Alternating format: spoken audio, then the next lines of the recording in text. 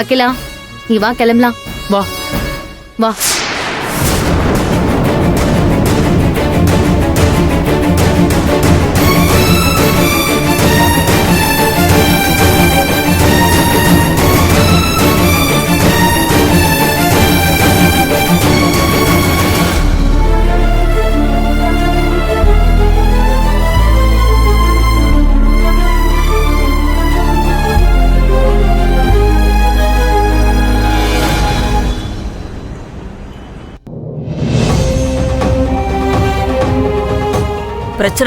பிரச்சனை பண்ண மாட்டேன்னு சொல்லி என்னை ஏமாத்தி நினைச்சதை சாதிச்சுட்டல நீ.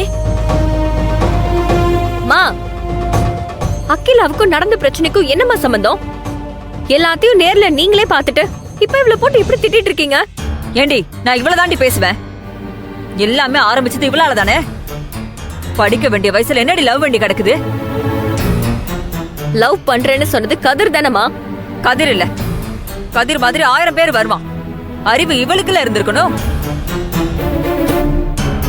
மகாப்பட்ட கஷ்டத்துல நாசமாகிட்டு வந்து நிக்கிறாளே. இவ செஞ்ச தப்புக்கு காலேஜ்ல மகா மன்னிப்பு கடிதம் எழுதி கொடுத்தா. அப்ப என்னடி சொன்னா இவ? இனிமே ஒழுங்கா படிப்பேன்னு சொன்னாலா இல்லையா? செத்து பொழைச்சு வந்திருக்காளே.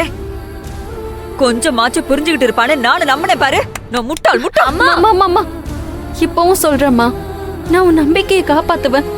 நான் நல்லா படிச்சு டாக்டர் ஆவேம்மா. ஏண்டி, வாழ்க்கை போச்சுடி அறிவு கட்டவளே. தாலி கட்டின 10 நிமிஷத்துல வாழா வெட்டியா தாய் வீட்டுக்கு வந்து நிக்கிறியே. உன்னெல்லாம் என்ன பண்றது? இந்த மாதிரிலாம்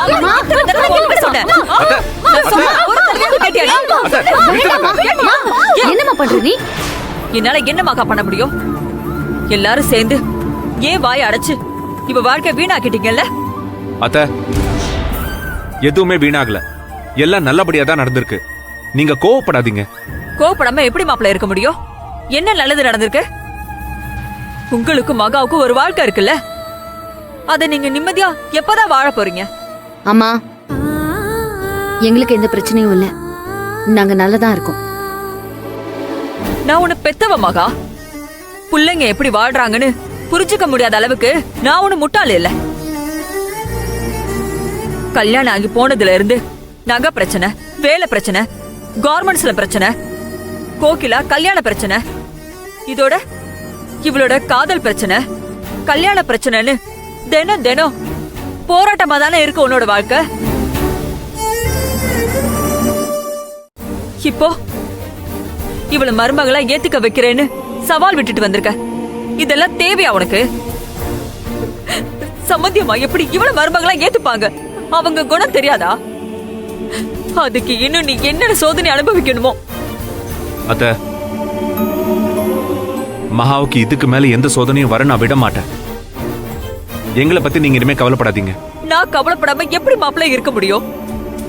மகா வாழ்க்கை இப்படி இருக்கேன்னு நான் வருத்தப்பட்டு இருக்கேன். இப்ப அகிலாவை நினைச்சு நான் வேதனைப்படணும்.